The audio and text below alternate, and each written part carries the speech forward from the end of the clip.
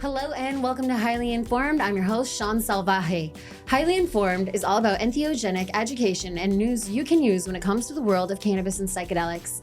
I'm here today with Nichole West, the VP of Sales of California Brand House, and Jon Bond from Illicit Gardens. We're all here celebrating MJ Biz and talking about what's working and what's not quite doing so great in the world of cannabis. So I don't want to dive into hard questions, but how are you? No. I'm doing really well. Thank you so much for having me.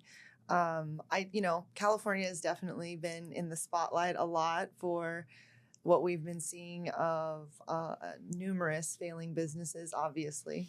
I hate to be such a naysayer about, what was possible or what is possible, but I really think that there was a lot of unrealistic expectations early on.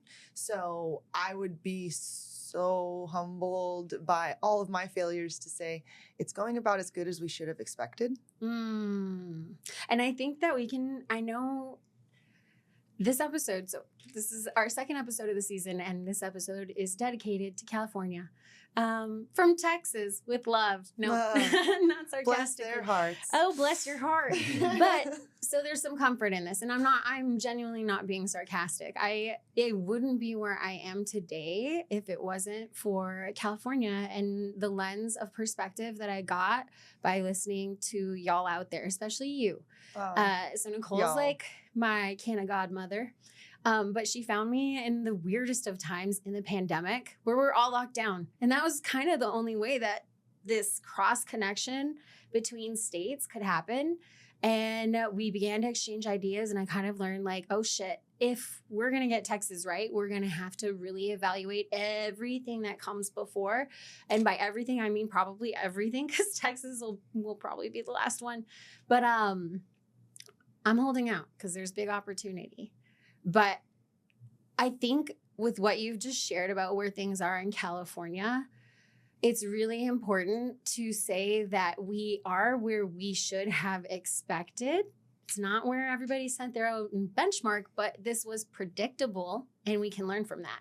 And if we can learn from it, then it not all hope is lost. And I mean, places like Missouri definitely Yes. are like walking into a time warp. And I don't mean that in like a negative way, Totally. but when I go to Missouri or Arkansas or Oklahoma, I literally feel like I got into the Wayback Machine and like stepped into a decade. And realistically, it's what it is. You know, it's a decade behind. I mean, Texas is 20 years behind, realistically, if we want to like think about like the timelines of when people are actually willing to start talking about this.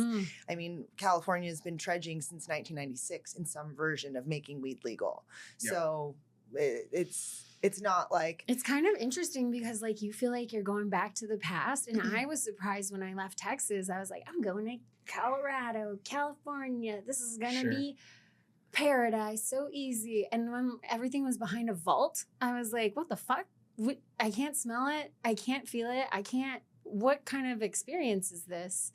Well, you think about it, right? What does everyone always say? If I could do this, man, looking back 2020 hindsight, right? If I could do this differently, I would have done it this way, right? I've been lucky enough. I started my cannabis career on the West Coast. I'm from Kansas City. Moved out to the West Coast, get into the cannabis industry, learned a lot in the better part of a decade, and then was able to bring that back to my hometown and join a great team in a place where, like you said, legal weed hasn't been around as long. Like when I was growing up, it was sawing off inch-wide pucks of ditch weed that was stamped in the pipe, allegedly, right? The weed situation, the weed game was much different in the Midwest, though, and everything, starts in California culturally with cannabis and otherwise, and so we're really lucky, at least in the Midwest, to where there's so many people that are coming in dispensaries or having some of their first interactions with cannabis for the first time and get to talk to those people and like have an opportunity to educate them and, get them figuring out what the products they like, what they don't like. Some people like whatever, like that's a really cool experience. And like you said, it's a time warp, right? Whereas like, there's an opportunity to really foster that moving forward. And I think you learn lessons from the things that you maybe would have done differently. And the state regulation is no different, right? We're definitely set up to succeed from like a regulatory standpoint in Missouri. Much more so than a lot of others. Yeah, I mean, every state that's come along has done tell us better. what's working. Well, I mean, let's put it this way. Like, I was really lucky in my earlier, like probably the midsection of my cannabis career to be a part of a cannabis technology company where we worked with operators in like every single state there was a legal cannabis program. And so I got at least loosely familiar with regulations around the country, state by state, right? Obviously, cannabis is hyper local. And in Missouri, the limited license market thing helps tremendously. A lot of people are vertical, so that also helps tremendously in terms of like being able to support other vertical operators there. There's more. And again, this takes, and I'm sure we'll get into this later, but like, you know, price compression, right? It happens everywhere, places like Oregon, Washington, California, obviously, everywhere. It's kind of ends up, people start getting twitchy when there's great products coming to market, and all of a sudden there's a higher saturation and salespeople have to get out and go work a little harder and not sit back and hang out and smoke weed, not go talk to bud tenders about their products. You mean you have to run a business? Yeah. Well, look, everyone forgets that Nicole's like the on buck her stops hands. at the point of purchase in the legal weed game. Almost all dispensaries are selling the exact same product for the exact same price, relatively speaking. So how they feel when they leave your store is like a huge deal, and I'm sure you probably agree with that. And it's like consumer experience rules every other industry. So like, you know, being able to really capture that, and like I said, like making sure that as a cannabis brand, you're really not missing that last step of how do the bud tenders communicate your product and the like effects or your company, your brand, like what you're about, right? It's all hyper local companies for the most part, right? With the exception of some of the bigger operators in multiple states. But it's just been a cool thing. Like I said, like wouldn't be there without places like California, Oregon, Washington. But like, I know for me, there's no bigger How sense long of is your pride. limited licensing going to stay as a part of the regulations? Because Who knows?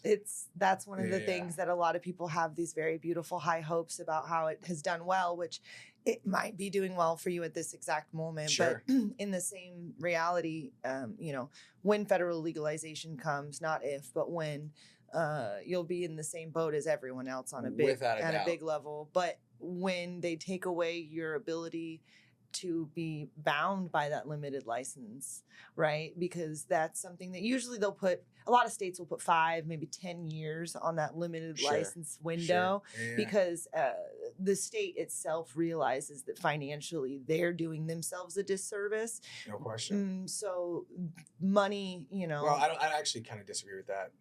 Wouldn't it also kind of be like legally, because here's the problem, at a certain point you have to let the market go? Well, here's what I would say, like, and this is just my third party objective opinion of California. It's really hard to collect tax money from people that aren't in business. You know what I mean? And so like cannabis companies have to be successful to be able to pay taxes to, like, we did like, I think it's 1.3 billion in 2023 in cannabis sales in Missouri, and we're probably going to easily surpass that this year, right? I think the Midwest is no, I'm not saying they won't, because to your point, yes, there is a window on the limited license thing, right? And so if you're not planning for that, you're an idiot, right? Like, I'll tell you right now, we're in Kansas City. Our stores are extremely busy because Nebraska, Kansas, and Arkansas, Oklahoma are all of our border states. Iowa as well, right? We're not naive to that. However, Colorado did really well for a while, and then it didn't. Yeah, of course.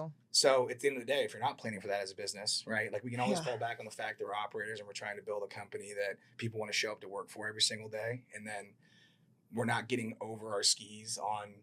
And I think, like, which one of the 3 do you want to be? What do you mean? Well, the industry really only has 3 places that you're supposed to go, and that we even have a place to fit. And in reality, there's maybe 20. I'll give 50 if I want to be a nice person, which is not very realistic. 20 is more realistic. Companies that are going to control majority of the United States cannabis market at a certain point. There's going to be companies of everyone else that hopes to be able to sell to those companies and get acquired, right? Yeah, acquisition's a big word. And then there's going to be mom and pop. Lately. And those are really, I mean, that's how business works. It's not unique to cannabis. You know what I mean? You're one of the conglomerates. Look at our food industry. And I literally go back to food when I can talk to anybody about food and alcohol. When I talk to anybody about like our future, it's in writing. If they won't do it for food, they won't do it for weed. And if they don't care about it for food, they won't care about it for weed. So when we think about the conglomerates that control a majority of our diet, we have to understand that those same realities are our future. And we can already kind of see it, like with everything with Florida and Amendment 3. Which one of the 3? Do you want to be bought? Do you want to be one of the 20? Or do you want to be a mom and pop? We want to produce quality products and people that people enjoy, that they continue to repurchase and they continue to shop at our stores. I think whatever happens beyond that is kind of up to whatever happens, but we're not here to build the biggest cannabis company. Okay, so you don't want to be one of the world. 20. Okay, we'll start there. But if we ended up that way by way of whatever No, you gotta want happened- it. No, you gotta want it. It's very difficult for somebody to end up a monster of something. Like Kobe didn't become Kobe not practicing 17 times a Kobe day. Well, there's nothing to was do a with no beast practice. like that. It's just That's like, let me true. put it this way. I'll say it But another he way. did But it's want to be the focused. goat. It's Yeah, focus. sure. Listen, be wary He of wanted to be somebody. the goat. Yeah, He yeah, wanted but it. be wary of someone that comes in and tells you they're the best in the world and they think of He themselves. would never the best say in that the they were the world. best in the world, but they're Sure. aiming to be. You're right. Sure. So be wary of the ones who do. Because Yeah. Don't say that you are, but you're aiming. You want to be one of those. And if We you're want to conscious be of the fact we want that to you be want to highly be, regarded by everybody that purchases our products because again, we are a retail and a widget company, right? Yeah. We sell products at a store. scalable right? mom you're- and pop. Yeah. So So we you're want to be a we want to fully be integrated. yes, fully. You grow vertically your own product. Yes. Do you grow all of your own flower? Yes. Yeah, they are. 100%? That's what's amazing 100%. about their vertical operation out there, and what was so exciting. What's your cultivation footprint? So in Missouri, we have like an 80,000 square foot facility, and we're limited to cultivation, flower, and cannabis. We have 30,000 square feet. So of you're canopy. maxed out at what? How many customers a day is that? Like A lot. You could probably with 80,000 square feet, if you're getting all of your customers There's regularly only purchasing. 30,000 square feet of canopy, but yeah. What's your number you're asking for? And I can back you into it. How many customers you can even sustain with that if they're all active Let me customers? put it this way: 300 a day is the number I'm are you thinking. talking at the stores? To sell to Just that, because in if you're general? you're only growing you're growing so only it's your not own even weight. a question of There's a your math of how many capability. customers It's you a can question of supply and demand. So let's put it this way: so knowing that we have one facility and that we can only produce a finite amount of product, I mean, it's a lot, right? Right. We're the largest brand in the state for sure. And again, that's a people's choice thing, right? People have to buy our products and we have to rebuy it. And you're right. You do have to Yeah. build that, especially in, But that's in not spaces like the sustainable of Midwest. growing all of your own weed at your own retail store. That's not a No, we sustainable- don't sell it all at our own stores. We sell it in every single store in Missouri, but we're a fully vertical business. Well, that's what I was asking. At your store, do you sell other products? Yeah. Oh okay. yeah. Like What's 70%, the percentage? 70% is third party. Okay, Our so third- 70% of it, yeah. of your product that you sell is others. So Yes. you're a retail establishment. Yes. Okay, so then your best hope and bet in the reality of this, where I was looking at like the futures of a business like Sure. yours, 7-Eleven model. Okay, 7-Eleven gets people to come in for Pepsi, but they flip them on the 7-Eleven brand soda, and they make 7x margins on that. 7-Eleven. We sell a lot of illicit product in our stores. Sure, but sure. and that's 7-Eleven. Their juices are actually pretty bomb. Like I Great. recently bought one, and I was like, "Damn, hell yeah, 7-Eleven! You got a cold pressed juice that's only good for a couple months. Like you heard us, you Sure. responded, right?" But that's Which would surprise you because it's 7-Eleven. It's 7-Eleven, You but- would but expect the- that to be but from there your are- high end. But there are customers that are going to 7-Eleven that don't want to drink a soda, and there wasn't any options that wasn't soda or Snapple, and now and the nectar or the naked juice or whatever, right? Yeah. So like, Sure. I'm comparing this as a reality of the fact that like I walked in the other day and I saw 2 whole shelves compared to like the big box stores are gonna find a way. Yeah, but Sure. your model is 7-Eleven, right? You do want to be a big company, but more in a way of a franchise style model would make the most sense for that ability to go into other states. There's a lot of factors. Can I For ask sure. a question? There's a lot of Because factors. this F word, I've noticed it bothers. Franchise? Yeah. It bothers a It lot bothers of a business lot of- owners, yeah. Why it? I never because Doesn't bother me. It's just I started in startups, so I was like, "What is that? What's the? Who cares? Yeah. Like you're making money Here's the through a problem with a structure franchise. one Here's way the or problem with a another." franchise. There are very, very, very few cannabis operators that have even a franchisable model to where That it would is be worth 100% paying true. for. Because the problem is a franchisor and a franchisee in that relationship. It wouldn't be a complete franchise model. It would have to be a hybrid. Sure, I'm Because saying that's in how But general. cannabis This is nothing why is. this is I why don't it think doesn't work anything in is ever cannabis. though. complete in the way that Yeah. it is structured. Like I've noticed, not even just in cannabis, just everything is structured so uniquely by design and contract. I would just, or, I you would know, say I don't know. at least as it relates to us, every market's different, right? Yeah. We Well, and that's why I think yeah. franchise models make sense. depending on the Because market. every state is different. Sure, And, yeah. and your ability to be authentic everywhere, and cannabis has a slightly different culture everywhere. Yep. And anybody who thinks outside of it being a product, the widget can go anywhere. Sure. The retail in Yep. that way cannot organically go anywhere because the buyers are different. The products are different. The things that are also getting stocked in that store, that customer, Sure. I guarantee you, culture is the 7-Eleven in Arkansas doesn't have the amount of juice that the Southern California 7-Eleven that I shop at has. Because in 7-Eleven in Sure. Southern California knows that the people around it are selling a bunch Wait, of what else juices. do y'all have in your 7-Elevens in California? I now mean, I'm wondering. No, out but in I'm saying Texas, because that's the way. Even though it's a chain store, Sure. it's a giant store. Their buyers are being specific to at a certain level, you there's get to tailored that items. point where you're tailoring, you're regionalized, and when you And get until to we that get federal. volume, but then But there to is that truth point, to be. though. There is some truth too. There are those people. So I had one guy who was an athlete once compare it, Rico, compared it to being a professional athlete, and you got that 3% chance. Yep. And but you could be. I train jujitsu, so not to be like train jujitsu guys. But I have seen people go from that nobody obscurity to that 1%, and it is possible. It is possible. I would never say it's not. But Sure. there is reality to what Nicole's saying, because the 3% means you got to hustle and you got to Sure. have an idea and a structure and a system. How are you guys seeing success in Missouri? Because you're right, you guys are building something out there, and there is Sure. a ripple, and we do have this unique opportunity in cannabis to change. There are some scripts and foundations that because eventually it'll all go to banking, and banking knows what it knows, and it does what it does, and it's done it that way for a very long time, and all the other industries have to obey, and we too must fall in line, us rebel children. But how are you guys finding success? What did you learn from your transition? You're being really humble, with your background in technology in California. He's being humble, but he's seen a lot of data. What have you noticed is working for you in Missouri versus what wasn't working in California for those operators who are still out there trying to figure it out right now? And then let's dive into what could the future look like? How should we be considering structures? I don't want to go into is franchise the F word, but No, for sure. it's worth talking about, because I never understood why there are certain ways that things are structured and we can be unique. Mhm. But at the end of the day, when it comes to finance and investing, there's rules to the game. Sure. It's America. And globalized currency. So, but what's working? Let's bring it back to Missouri in the Midwest, which is grossly underrated. And I'm really happy to see the expansions there. What's working for y'all out there, and what are you noticing is moving the needle forward? So, I mean, again, I obviously never had any plant touching experience in California. I just worked with a lot of operators by way of being a part of a technology company, right? So I only really had Are you allowed to third tell party. us what technology? Yeah, company? Dutchie, absolutely. Okay, I didn't know. I was, I was. I didn't want to be weird about it. Listen, I love my Dutchie fan to death, but.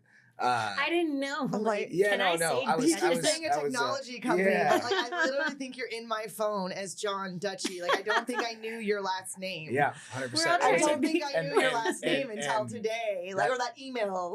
Oh my God, yeah. I love it. No, so I was really That's early great. on at the Dutchie team. Was there for 4 years and Humbly serving. got to be a part of some really awesome things. And the only thing that could have taken me away from that was moving back to my hometown to do what I love and get back to take some of those lessons that I'd seen 6,000 times over with cannabis retail and cultivation and manufacturers, and apply those to what we're doing in Missouri, right? So that allowed us to we just recently launched in New Jersey. We are vertical out there as well too, and I think for us as a business, right, I can't speak to the industry or what we're doing versus what California's not doing. It's I'm sure And we people can are all doing only it. speculate, but Yeah. you know what your I can tell you what works for trajectory and us. experience I can tell you what is. works for us. Servant leadership. Nobody's afraid to roll their sleeves up, and we have genuinely worked so hard to have a team. We have almost 500 employees, and probably 250 in the grow, about the same on the retail side. And people have to want to show up to work every day, and you have to feel like you're valued and respected, and you're getting to do something that makes an impact, right? For us personally, we put together an incentive plan for our team. We looked at every single job, front and back of house, both on the retail, cultivation, manufacturing, whatever. Looked at every single team, looked at what defines success in that team, how do we measure it, how can we incentivize it, and then we set goals around it. All of it was tied to free weed, right? Like getting free weed at the store, you hit your goal, you get X. Then obviously that requires you to be wired tight on what your metrics are of the business that you determine to be success or failure, right? But everything working back towards those numbers, we saw such an amazing uptick in like, you know, like morale, productivity, everything, because people felt like, you know, it's like, hey, it's very clear what I need to do in my role on the team to be a part of this like machine, right? Because it is a machine. The successful cannabis operation, large or small, it's a machine because it has to be followed with rigidity. I think that is so to be important because yeah, so absolutely. many people say, no, son. You're on the lowest level. You're gonna need to know. Like, and I was in the military. I get it. Some things you are gonna need to know. I had enough bad bosses in my life to know exactly how I would want to be. And listen, no one knows like how they're going to be in any situation. But I know for sure that like one of the things that if everyone knows what their purpose is in their piece of something bigger than themselves, it is far more motivating on the battlefield. Elon Musk has a quote, and I hate to quote Elon Musk right now, but people work better when they know the reason why. And that they know that they're appreciated for that too. And like, hey, this is the outcome. Like, I get to be so lucky that I get to talk to people every day in the community. They're like, Illicit, I love your weed. I love your gummies. I love your products. To bring that back to the grow and tell people like, hey, by the way, someone stopped. Yeah. And then when they get stopped out in the community with their Illicit shirts on, you know, that's such a gratifying, cool thing. And that's how you build that like you can organically build something with that 3% is when you can really connect to a palpable energy. That is something unexplained yet. But I hear what you're saying because it's so easy. Like, and we are definitely going to get lost in numbers and business and being sharky because I'll be real. When I first started, I did not want to be sharky at all. Like, I wanted to be a photojournalist. And when I first started in cannabis, I hope you don't think I'm sharky. No, I love it. Listen, we Survivors have to be sharky, guys. We cannot be afraid of being a little bit sharky. I'll do it. I'll take the bullet on that. You've got to be a little bit sharky, friends. If you're not, they're going to eat you alive, kiddo. Like, welcome to the world. It is not roses and like, I don't even know how to describe it. And I don't want to be an asshole about it and be like, the world is rough on y'all. But maybe that's what Texas brings to the table is we're like, listen, there's nature will kill you out here if you don't mind your manners and pay attention and learn a lesson or two. And yeah, you got to be a little sharky. You got to be, if you're going to run with coyotes, you got to be able to outfox them. The sharks and the coyotes. It's going to be Sharknado in Texas. You're in two different. You brought up Elon and we had so many. Now I've got all the animal analogies, but let's bring it back. Let's bring it back to the center. You know, those like memes where it's like, I've got tiger energy. You do have to be sharp and you do have to analyze numbers and we do have to be sharky with ourselves. Analysis paralysis though. So everything's an art and science, right? Like you've got the data that substantiates how you might feel about something. Either you agree with the data or you don't agree with the data, but you should be checking in on that at like a macro level often, right? Like you should always be looking at what are our cross-functional goals as a business? Are we hitting those goals? If we're not, why are we not? And having the checks along the way. And like, at least for us, that's been really like, because dude, there's just a million, there's 100 fires a day. You know what I mean? You got to pick the 3 that are making the biggest impact to the business and extinguish those, knowing that there's some fires you got to let burn occasionally. There will always be a fire. And that brings it like full circle to when you can build that community and tap into that space, you can have all that shark. I know. I thought you were going to go longer and That's great. You can tap into, we have to do that. We have to be sharky because ultimately I think of it like the mother polar bear in the wild, right? Because I'm a mom, I'm a single mom. If I didn't get a little bit sharky, I wouldn't be able to like survive this world. And it doesn't mean you have to be mean. And it doesn't mean you're like out to get the other guy. What it does mean is that you protect your people, you take care of them, you take care of your community and you build and you invest in that community. Maybe that's not what sharks do. I know they're all like off in Florida, high on cocaine these days, but you have to protect what you're building. And when you build something like a community like that reverberates and it has this vibration where you're bringing people in and they feel like they're a part of something bigger. I think that's really speaking to America right now because I feel like a lot of people are feeling disconnected and lost. And I would be remiss if I didn't say, this is why this episode is dedicated to California. Because I know like California and Texas have their thing and we're like mean sisters, but I feel like Cali needs it right now. They need to remember like there's this whole community behind them. There's this whole thing, this whole legacy But I'm out in Texas watching. Nichole, what are you seeing on the ground? Like, I mean, in the way of cannabis specifically, the way the regulations were developed, the sheer size of our state, the logistical issues that exist amongst the size of our state, the already very, very, very, very, very robust illicit market made the idea of something like what ironically named illicit is called so unrealistic for its landscape for most people. Just what you see in California in this and in cannabis, and I will say this and mark my words, no matter how good your regulations are, it's the terroir, it's the place that once federal regulation comes, California's going to eat everyone's lunch because they're the place that it's. Do you ever get wine from Arkansas?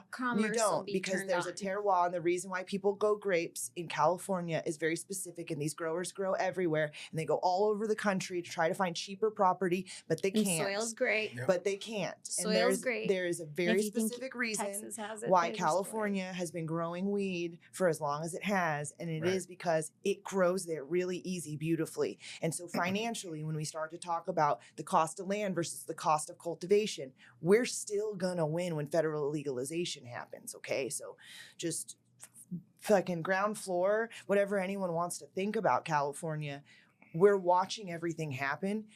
The reason why we see things happen at the speed we do is because of numbers. You understand data. When there are 10,000 pieces of data in one day, you get X size of data set, you get X accuracy. Sure. When you have 10 million pieces of data in one day, you get a faster accuracy, so the evolution happens faster. The AI learns faster. Right. So we're watching something happen at an expeditious rate in the state of California, whereas everyone thinks, oh, they're doing it wrong. And it's like, we're doing it wrong first. Joke's on you guys. Because there's a thing where we have to learn all these lessons, and we're having to learn all these lessons. That federal legalization comes around. California is going to be the hub of what that looks like, whatever it is, right? I always said California is like a microeconomy in cannabis. It's I have a little question. microeconomy in our planet. It's yeah, the for sixth sure. largest No question. economy on, you know what I mean? Like, it's not, we're the sixth largest economy in the world. So like that as a reality, you have to consider that. Like, California has something happening there that puts people in India to create an entire entertainment world so that they can be like Hollywood. There are people setting trends walking down Rodeo Drive that are accidentally looking homeless, and now everyone wants to look homeless. Like, been looking homeless for 20 years. Good, excellent. But you're on trend, man. But you know what I mean. And I'm not. Cool. I'm not. No, I don't fit into the box of like what trendy is. Sure. I fit into the box of I know what good weed is, and a lot of my ability to be Nichole's a good forecaster. Where I am is because I started in California. I went to the first legal states. I've worked in every single legal state in the first 5 states that came online as they were coming online. I bought weed on the first day in every single state for the first 5 besides Washington, because they did it the same day as Colorado, so I couldn't get to both at the same time.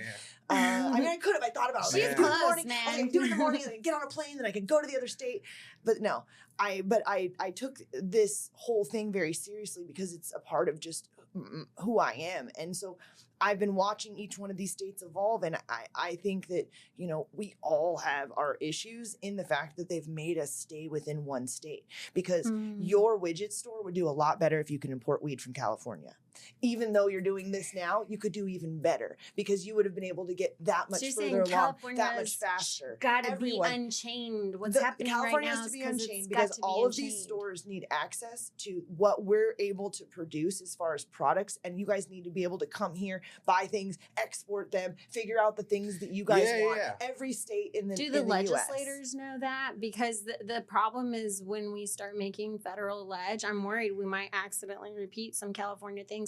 Once you make the rules, you have to litigate to change them. And that means you can't go backwards. So like once you sign that decree, you're committed, honey. So let me put it this way. I think that California weed will make a noticeable impact. Like you said, like speaking of the data, you can tangibly see Croptober happen. There's a little Yeah. dip in dispensary sales everywhere. You feel that. Across the nation. It's across the nation. agriculture. Yeah, it's happened that way for But forever. and that's right? the reason why I always compare food. I always go back to food because it's agriculture, and we have to remember that it's agriculture. That's why I was always back in Texas in 2020. But just I guess- the products are where things are different. They People are. buy their strawberries from California, and they make jelly everywhere. Yeah, And but I there guess are fancy jelly places everywhere that are buying fruits from us. And you can still create that craft brand. So those would y'all brands are say, still- would Sure. you think of it as two separate things? So here's the way I look at Business-wise, it, and this is like just two my entities? personal opinion. And again, this is like where cannabis is at today as a hyper-local business, right? Yeah.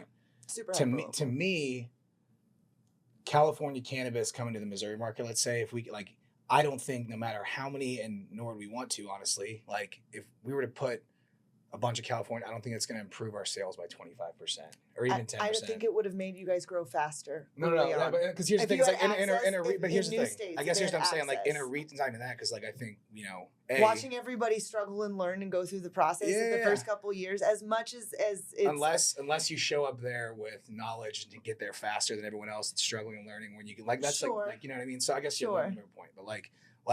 And that's the that's AI gonna, itself. It's gonna help. you also building it. That's you building it California organically exists. Sure, don't disagree with that. I don't disagree with that either. California exists. Yeah. And so all of your knowledge and all of the things that you've built on is in existence and better because California has already done it. This is the danger of giving California love. I don't do and just so She's we're like, clear. you're damn right I did that. For the this record, I don't disagree with that. It's about the speed that we're able to be doing things, and it's about the fact that when federal legalization comes, I don't think California has done anything better except for grow weed. We've grown weed better than everyone else. Yes. What did the legislators manufacturally? Concentrates got much better faster in Colorado because the environment that they have to deal with as far as the altitude required them to get very scientific very quickly and understand elements in a way that California's never had to, because drying shit out is very confusing to most of California. Most of California is wet enough that they don't have to worry about everything literally disintegrating on them. So Colorado had to figure out how to take weed and like preserve that shit. And so hash became badass in Colorado. I give hats off to Colorado and what they've done for that. The actual evolution of growing fireweed and the ability to continue to grow it, and for the prices that we're able to and will be able to grow, even at the real estate, because we can grow it outdoors year round. Don't disagree. I'm just talking about ag. I'm literally it's gonna be dope. And like Seeing I'm not how saying that everybody we're better brings at anything else except no, but I growing. think you bring up a really it's not better or worse, there's a valuable point, because like, okay, so this is kind of amazing. It's not us. What's kind of we just happen to amazing be in the cool spot. to have you here, because we have 5 years, man, since 2020, which is kind of crazy if you think about it. So looking back from 2020, like you can see, dude, let's 5-year recap. We can still see that Colorado, and this is what we're feeling in Texas. There is always room to innovate. And that's why I like Illicit, or like this idea or this concept of it is in those weird spaces and those tough spaces, you have to innovate. I mean, in Colorado, we were limited license. We were required for vertical integration. We had to produce 70% of our inventory. Like, we crushed it. We had a bunch of years, and then all the states around us legalized, except for Utah, obviously. And then it was like, Wurr! And then we were a fully vertical integration. So we were like, fuck it, we can sell them fast. And we were buying everyone's weed. We were one of the best retailers as far as like buyers. We were one of the highest purchasers. What was the retail? Sweet Leaf. The reason why I went to jail and why my story is the this comeback. Is why Nichole knows what she knows. Yeah. Like that reality, like I've lived through it. Like we did $96 million my last year on 13 stores in Colorado. Like according to the DA on our grand jury, my metric API had the most transactions of any name in the entire state for the year of 2017.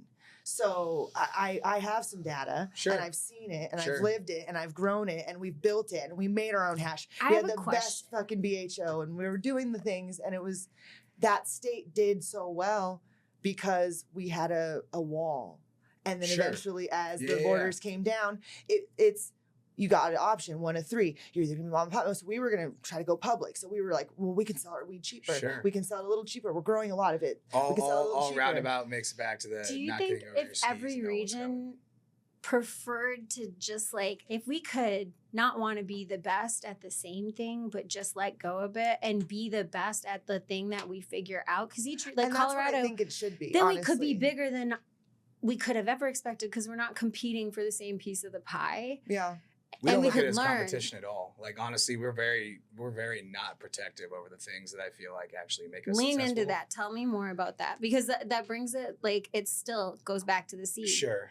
Like for example, like some people are really like guarded about tours in the grow. We are not guarded at all. We'll bring, I mean, not like anybody's gonna grow. Nobody's like, gonna do it the way yeah, you're sure. doing We've it. even known that people have actually like physically alleged ripped off of things that we've done, right? And again, that's flattery, right? Who cares? But I guess like I don't look at it as like a bogarting of intellectual property necessarily, because you still have to follow the same regimen. Like again, to grow quality indoor cannabis, you have to do the same thing every single day, no question, rain or shine. Plants don't take days off, right? And you're in a place like Missouri that's not California. The weather, it's not it's negative 20 one day. It's fucking 15. Oh, yeah. Like Colorado. Crazy. Yeah, exactly. But I mean, way more on it, like swings in terms of like day to day, right? So like even the facility, right? So like, you still have to put one foot in front of the other and execute every single day, and then make decisions based on the things that don't go the way that you planned. And that's where a lot of people have problems, right? They don't plan for the rainy days. They don't plan for the border to come down, the moat that you have that you may have for today, but you don't have it for tomorrow, right? And so nobody plans for the rainy days. They overspend. They're down paying $1,000 a night for a room for 30 people at MJ BizCon and spending 90 grand off the fucking P&L to like go party with people. And like, you gotta you know what make I mean? your Like- return on investment. I think if you're coming, so best advice for Yeah. MJ Biz, if you're coming, it can be very fruitful, and they are not sponsoring this. It can be fruitful, and you have to invest in making sure that it is, like, not Schedules, just going actually and holding, partying. yeah. Sure. Yeah, because some deals get done, but who are you making deals with, by the way? Like at 2 a.m. Sometimes you can make a great deal. I'm not gonna lie, I've met some great people, but also, I mean, for what it's worth, I've met a lot of clowns too, but it is cool to like see people like Nichole. I feel like, I know and respect, have known for now like 5+ years, still rocking Hell yeah. it, still doing Hell things. yeah. It's like the people that are good at what they do, whether the jersey changes or the focus changes, are going to be the ones that I don't even care if we're talked about at the end of the day, but if we were a part in shaping whatever monster the cannabis industry becomes when it does really become CPG and a commodity like everything else, right?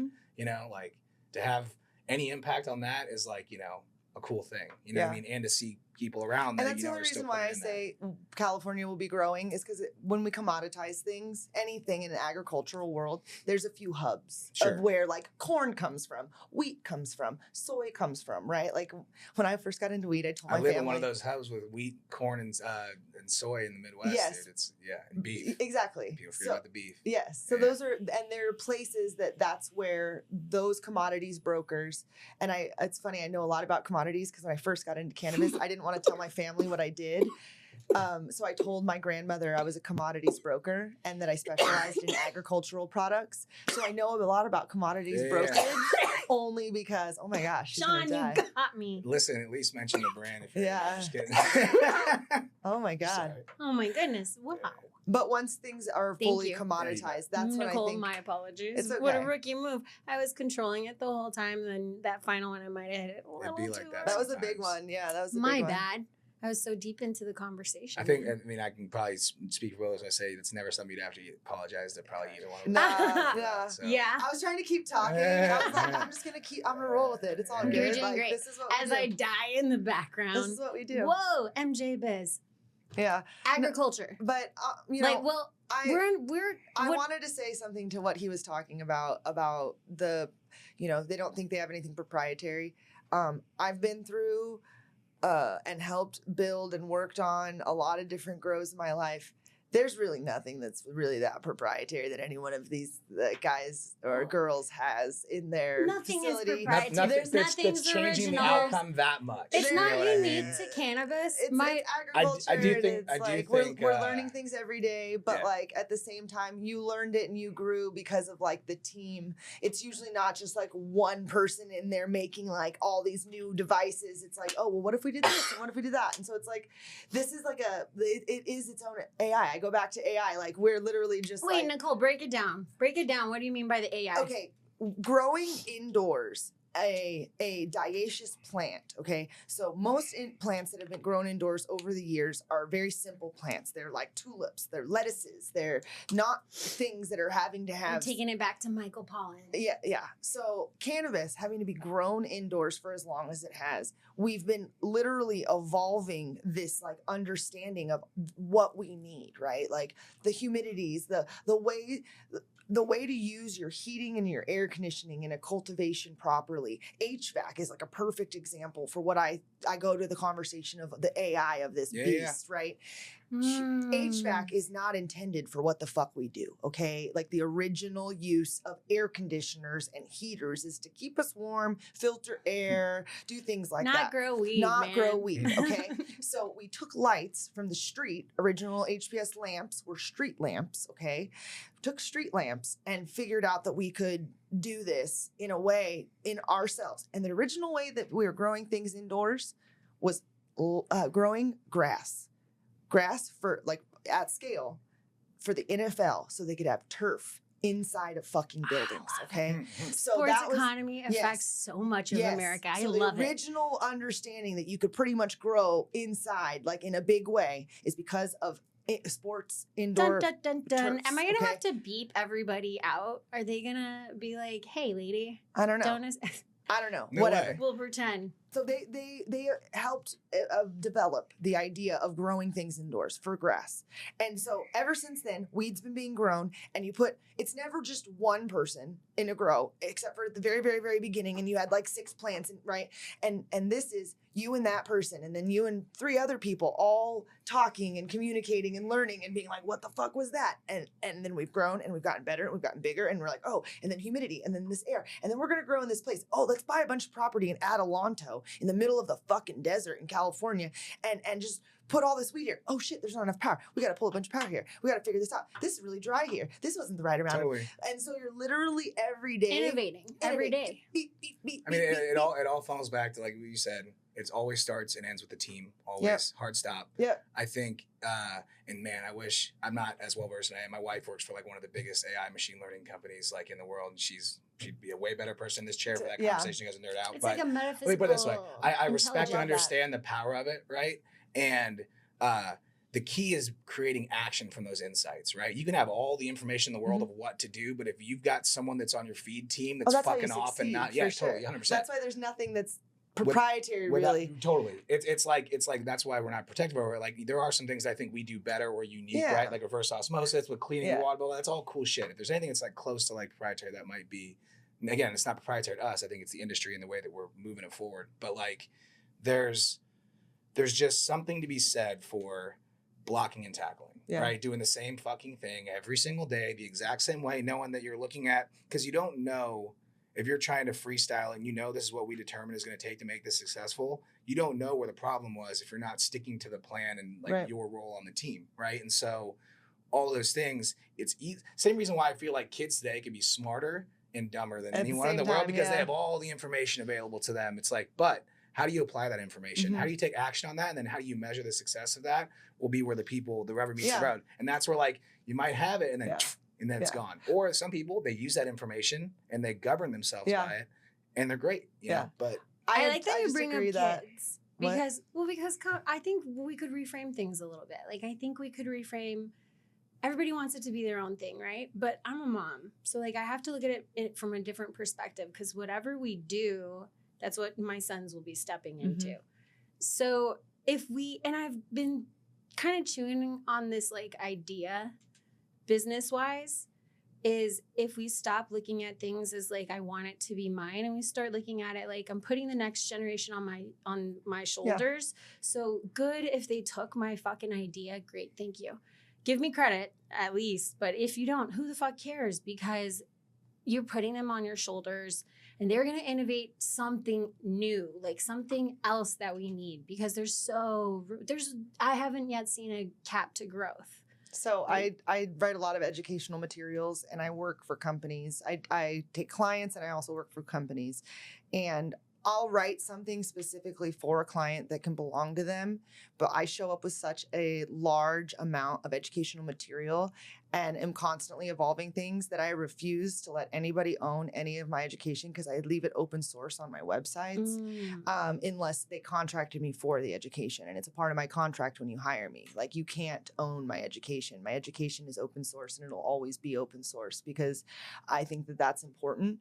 Not to say I won't fucking sell a book one day, because that's something that I'd like to do, but in the way of like my manuals and everything that I'm making. I mean, I sold my first manual to the UFCW, and that is being utilized for the apprenticeship program. When you're union shop, you get to use the manuals that I sold them for. It's a 180-hour apprenticeship program, which is pretty fucking rad. And there's on job training and all the different elements that come with it. When I oh yeah, I was working on some Texas stuff with you too.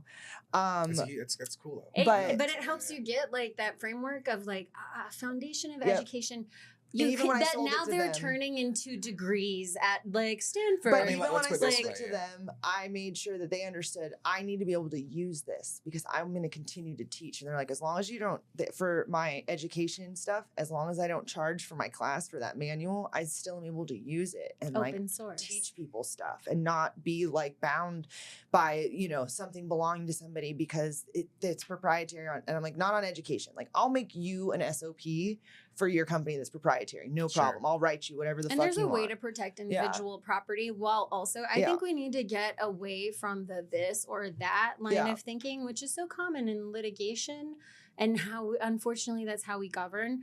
And if we can get to this and that, like we can innovate a way to achieve this while also finding a way for that. Like Jeff Goldblum, life persists. Like when you were telling me, I know, right? Well, because when you were talking about the evolution from the underground, how we were growing in the turf, I was like, Jeff Goldblum was running through my head. Like, it finds a way, man. Life finds a way. It does. What's the way forward? Where are we going now? I mean, honestly, my focus is deschedulization. I don't really have too much of an opinion about a lot of things that I don't understand politically. But I do know that the ability to deschedule the plant is really our only next real step forward for things to get better. And because of that being my agenda, I do have a lot of like agricultural conversations, and California being such a large economy, we do have some bit of say on some things that happen, and agriculture is one of the few things that we actually get a bit of a conversation, a seat at the table, because we're controlling a lot of the food. There's a lot of food that comes from California. And so for that reason, the agriculture conversation is something I have to be having a lot, because I have to talk to, local farmers and like people that are affected by water shortages and things like that, and figure out how that's going to be something that we deal with, which in a big way, one of the places that I think there's a good place, an opportunity for, is Texas. But also I don't speak Texas.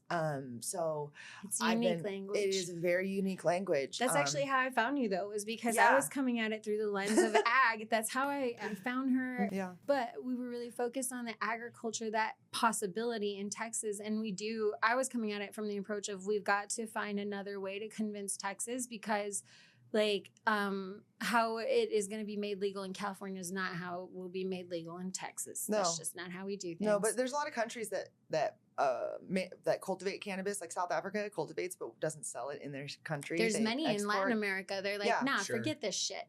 Do you know what this little like war on drugs has done on a international level? Like, there's so there's a lot of conundrum beyond the United States that we kind of self-perpetuated. Learning from our mistakes. Like what do you think, what do you see on the horizon for California? Like, what do you see for the next, we've gone through 5 years. What do you see for our next 5? I think we're going to see what's going to happen in the whole country once descheduling happens. You're going to see mass reconciliation of businesses. You're going to see pennies on the dollar sales. You're going to see closing of cultivations and manufacturing that are indoor cultivations that were not put in financially responsible places as far as the elements that are concerned. You're going to see an expansion of greenhouse cultivation. You're going to see a lot of scientific evolution in the way of greenhouse cultivation, because you're going to be able to create just as good pretty much as indoor weed in a greenhouse in California. I'm going to say 97%. And the only point 3 is the fact that like weird shit happens with like smokes and a few different things that sometimes you can't keep from fully getting into the things. But like outside of that, like there's no one in the world that's got more land that can grow better weed at scale than California in terms of what's the opportunity. But I think that in the way of our future in California, we're gonna see probably 10 major retail chains and mom and pop shops that are focused on what they're fucking good at, right? And that is knowing your neighborhood, because people aren't driving all over the place unless you're a high-end store. The high-end store is going to be less than 10% of the market, and those high-end stores are going to have high-end products. And in California, very soon, you're not going to see all the same product at every store. They're not going to all be selling the same stuff.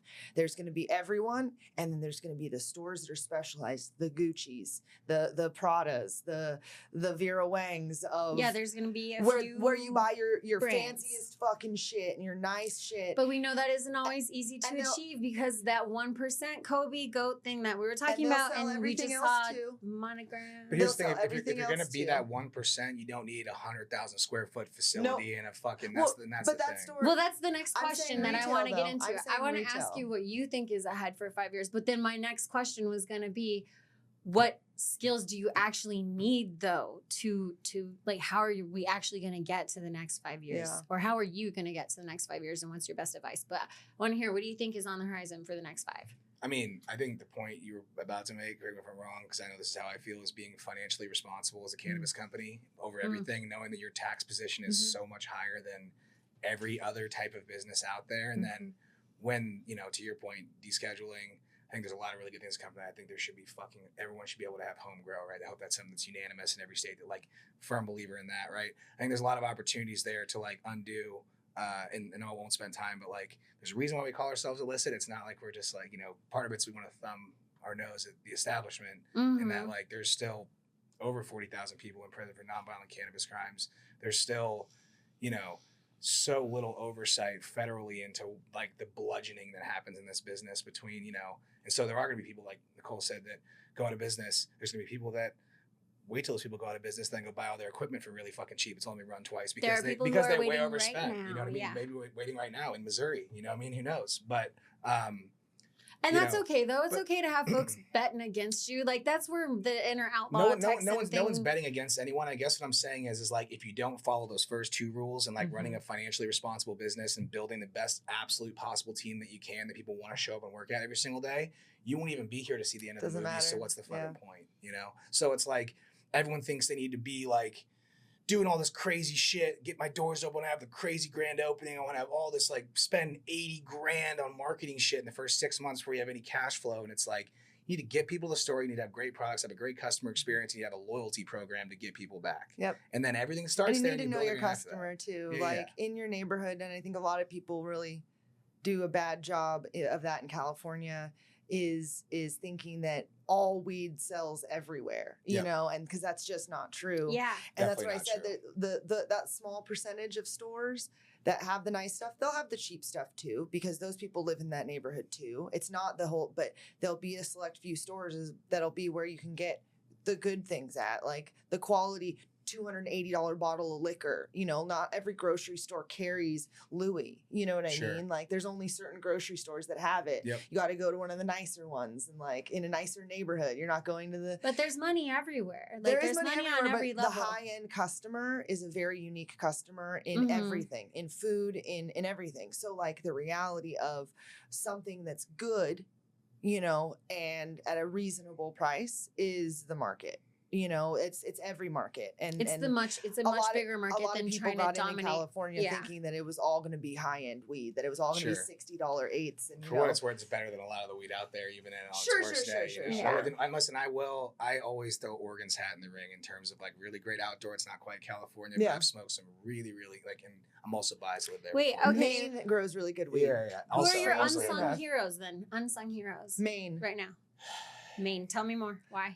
Maine, I don't know what it is, but they've been evolving their cultivation scene and their hash scene, like secretly up in the like tip top of our country, like unbothered by anybody. And then all of a sudden it was like a sleeper state. Nobody was really paying attention. And then all of a sudden you're finding like these like large hash competitions, jars of rosin, and you know, really, really high end hash that's coming out of Maine where you're like, what do you mean? This is like the second time someone has mentioned Maine. I'm like, I got to make a trip out to Maine now. Well, and I don't know if it's necessarily slept on, and I also feel a little biased. I got my cannabis chops in Nevada, but I think Nevada has a lot of really great brands. Vegas. Yeah, there's a lot of like indoor weed, because again, you can't grow outdoor weed here unless you're growing like, you know, shit purely to extract, right? Yeah. So you're really limited on like, you know, what you can do and how you do it. And I think there's some really great products and brands here. And it's funny because do you want to shout anybody out? I don't hate it. I mean, yeah, I mean, fucking put me on the spot. It's okay. No, yeah. I mean, let's put it this way. Like there's a standard here, I feel like, because it's been now for a while and because tourism is what it is here, right? Like people are always going to go to a store and spend more money than they probably should on weed, right? So absolutely.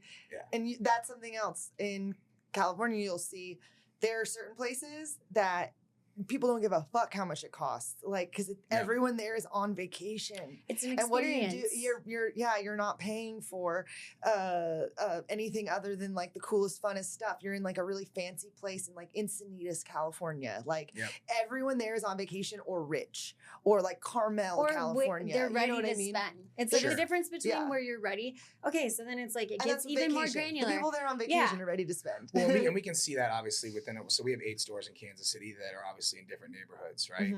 And the ticket average is different in all of them. The type of customer that we see at all of them is different, but we do catch that one. So we want to have something when someone walks into our store, we don't want them leaving because they don't feel like there was anything there for them. Yeah. But the tourism thing is only one element of certain aspects. There's going to be so many who are coming to a store who are self-medicating or self-treating, like in a positive, or using it as supplement, and they're just looking for a good product. Well, and the other thing too is like, as a retail business, you do want to see as many customers as you can every single day. However, there are so many people that are going to have those types of questions. So at least, again, all I can speak to is like what we focus on and what we think is important. But like, if you walk into one of our stores, it's like right on the state line in Kansas City, right? It's Kansas is right, you know, you can hit a rock with a rock, right? It's like an open concept that we have fulfillment in the back to where it's not like people like doing pick and rolls off each other on the dispensary floor, grabbing orders. So it's essentially calm. Meanwhile, there's people just picking, moving, etc. We have iPads on the wall for the get in and get out customer. There's 2 types of customers. To your point, there's 2 types of cannabis companies, 2 types of customers. People that want to come in and talk to you about products, ask questions, say, what do you recommend? And there's people that I got 20 minutes to go get people to soccer practice. I need to get in and get the fuck out. We don't want to lose either one of those customers. And one of those customers will eventually, they don't know, but eventually they will transition into the other brand of customer if they stay long enough. 100%. And listen, they're both incredibly valuable customers to us. And knowing that we want to meet both those people there, the point is like once they've decided what they want, to get them their products in less than 4 minutes. You know what I mean? Like literally. And that's so you have an iPad station. So we have both, right? So we have our lanes that you can go up and talk to, and we've done it a couple different ways in a couple different stores, and this just seems to be working really well for us based on, again, our neighborhood, right? Got a lot of Kansas folks driving over that want to come talk to us about weed. So we want to make sure we can efficiently get those people market. Sure. Like we're looking at the expansion of the Midwest. Okay, for 5 years, next 5 years, what are you predicting for the Midwest? Like you're out there. Like I think it's really underrated. Our QS did a study about the home grow habits of people. And one of the numbers that most surprised me, and I can't recite it off the top of my head, was Ohio. Like Ohio popped so hot there was so much opportunity. I everyone claims Ohio's the Midwest. That is the East Coast, but I'll allow it. East Coast, I mean? Ohio. Yeah, New York says, it's on the East I don't Coast think time so, zone. hun. Yeah, whatever. No, I really don't understand anybody claiming West or like the West that's not touching the ocean. So I've always been confused about a lot of the like geography terms. Midwest? Because they call Nevada the West. East Coast time zone. And Arizona is the West. Sure. But I mean, look. It's in the middle. I think it's where you grew up, right? As a Minnesotan, we're including it. That's what I'm saying. I grew up in Kansas. Anything west of the Rockies was the West Coast to me. Like, you know what I mean? Yeah. Like, that's right. Like, I grew up in fucking Kansas. Right? Yeah. So, like, but in terms of what's ahead 5 years for the Midwest, I think it's great because, again, it's not like people weren't smoking weed. It's just they weren't smoking good weed and you weren't talking about it. So like I'll be hanging out all the time and like some lady, like I'm with my parents and one of my mom's friends will come grab me. She'd be like, hey, she'd be like, you know, I eat gummies sometimes. I'm like, fuck yeah. And then I have a QR code that I have her scan and she can go get some free gummies at our store. And I'm like, I want to tell the legislators your mom is doing it. Dude, to let her know, Judy Bond is pushing it forward. And she was also one that like, I think the first couple years I was in cannabis told people I was in like horticulture because, you know, it's the Midwest, you know, it's a little like, you know. There's something to be said about gardening and planting your own and like that whole relationship and experience. Like it is a product that you can develop a personal relationship with. And I think that is kind of revolutionary and that you have to like address this concern with these two different customer audiences. Again, like this is what made me fall in love with the cannabis industry is that it's a microcosm for what we can learn about America, how we build industries, how we do things socially too, and then how we can innovate all of it. Like how, because you're already doing it, they're going to have to figure these things out. Otherwise, to a point you have made, and I can't give it enough time right now, there have also been like a lot of major players, those 10, 16, 20, you were being generous giving that number, those companies who are going to dominate no matter what, doing it the way that they're going to do it. And I think though for those mom and pops, there's this level of scalability. Do you like franchise isn't an F word? I don't think mom and pops necessarily means small for most people's measure. I think mom and pop means a business that you still run. You know, that's really what it means. Mom and pop means you're the CEO and an operator. Yeah. You know, and let's bring it back. Being a reality 100%. Is not embarrassing to me as a human. I think that's a fine reality. I think that's the future and that's economy. Something you can make successful if you operate your business correctly. Owner-operator is maybe a less like negative sounding if you term, give a fuck about the title, you're in it for the wrong reason. Mom and pop to me feels more like a family business and like you care about your people and you're actually able to communicate and like really care about them. To your point of like being a huge, you know, building the team, I 100% agree. But I also agree at a certain point of scale. I don't know how that works because I've seen large scale of other businesses across the world and you know, post 2000, sure, it's really not possible anymore that way. Yeah. Like as much as Bezos wants to make people feel like they fucking belong there, or Elon wants to make people feel Amazon like they belong there. Aren't they like deeply invested in legislation right now? They're deeply invested into a lot of things. They're very excited for direct to consumer. I would imagine. I don't know. Speculating. As with all, a team is the hardest thing to scale. Yes, and I live that with Dutchie. My point is to team, not about their weed. My point is about the people that work at these companies don't feel like fucking Bezos cares about them anymore, or that Elon cares about them. And so my point is, at a certain size, as much as, you know, provide good things for your people, always provide good things for your people, but it's very difficult to scale sense of purpose. Sure. Because mom and pop and or a business that's working on selling and everyone's going to make a little when we do that those are both, you know what I mean? Like you can have a whole top team that's going to make a little cut when we sell for 500 million. Is that just like the inevitable life cycle? That's still here's the way we look at it, right? Because yes, I don't disagree. Team build and sell. So to my point earlier, you have to want to show up to whatever your goals are, right? Our goals are to build a company that this is the last thing we ever do forever for the rest of my life. I don't ever know what I would do besides this that I would ever enjoy more with the people I'm dealing with. Owner operator for you forever, but like at the same time, it's funny. If somebody offered you $500 million right now, you'd be like, "Peace out, bitches." Listen, dude. Like at the end of the day, there's all kinds of crazy things we look at. Like, you know, to your point, there is where things get fucked up with big companies is when the communication breaks down at scale and you don't have the right channels. Like for at least for us and for me personally, I'm a huge like the each one teach one. If I can't teach someone to be better than I am at every single thing that I do in our business, then the legacy dies with me anyways and we don't go anywhere. And so like we're lucky that like, so for example, in our business, we have like 500 employees, got probably 15 to 20 people that started as hourly employees that are now salaried managers of the company and are now able to, when we're in New Jersey, we're platooning back and forth and we're bringing those SOPs or bringing the attitude, the